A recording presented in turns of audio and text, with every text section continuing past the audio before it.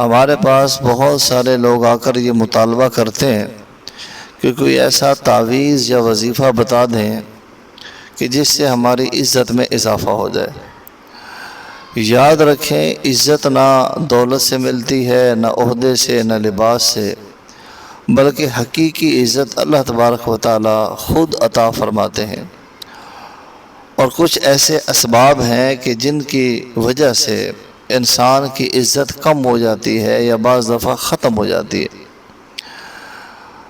اور ایسی غلطیاں ان کی نشاندہی شریعت نے کی ہے، ہمارے دین نے کی ہے، قرآن میں، احادیث مبارکہ میں ان کا ذکر ہے۔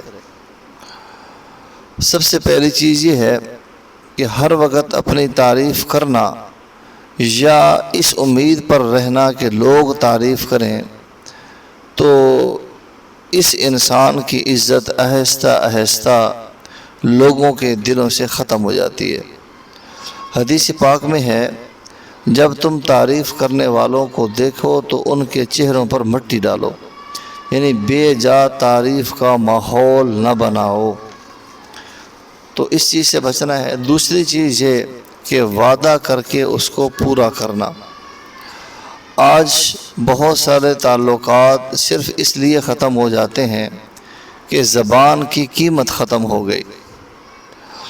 قرآن پاک میں ہے وَأَوْفُوا بِالْعَهْدِ إِنَّ الْعَهْدَ كَانَ مَسْئُولًا، کہ وعدوں کو پورا کرو، عہد کو پورا کرو، عہد کے بارے میں پوچھا جائے گا۔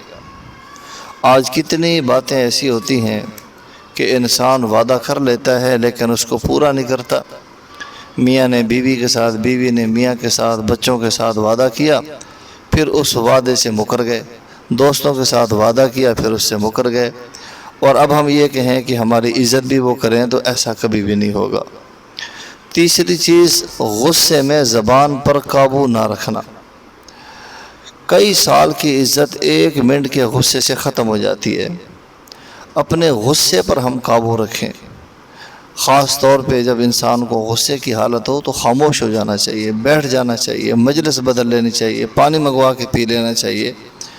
غصے کے وقت میں کسی قسم کا ریپلائی نہ کریں۔ ایک حدیث میں ہے، ایک صحابی نے نبی پاک صلی اللہ علیہ وسلم سے عرض کیا کہ یا رسول اللہ، مجھے کچھ نصیحت فرمائیں۔ آپ صلی اللہ علیہ وسلم نے فرمایا کہ ولا تغضب، غصہ مت کیا کرو۔ اس نے کئی مرتبہ پوچھا کہ آپ مجھے نصیحت فرمائیں۔ آپ نے ہر دفعہ یہی بات ارشاد فرمائی کہ غصہ نہ کیا کرو۔ چوتھی چیز جس سے عزت خراب ہوتی ہے وہ ہے لوگوں کی برائیاں بیان کرنا، غیبت کرنا۔ جو شخص ہر وقت دوسروں کی برائیاں کرتا رہتا ہے تو لوگ اس سے خود کو محفوظ نہیں سمجھتے۔ لوگ سمجھ جاتے ہیں کہ جب یہ اوروں کی غیبتیں کرتا ہے اور برائیاں پیٹھ پیچھے کرتا ہے، یہ ہماری بھی کرے گا، تو ایسے بندے کی عزت لوگوں کے دلوں سے ختم ہو جاتی ہے۔ اور قرآن پاک نے صاف فرمایا ہے وَلَا يَغْتَبْ بَعْضُكُمْ بَعْضًا، تم میں سے کوئی کسی کی غیبت نہ کرے۔ تو غیبت کرنا ویسے بھی بہت سخت قسم کا گناہ ہے، اور پھر اس سے انسان کی عزت بھی خراب ہوتی ہے۔ پانچویں چیز یہ ہے کہ بد اخلاقی، یہ سب سے بڑی وجہ ہے۔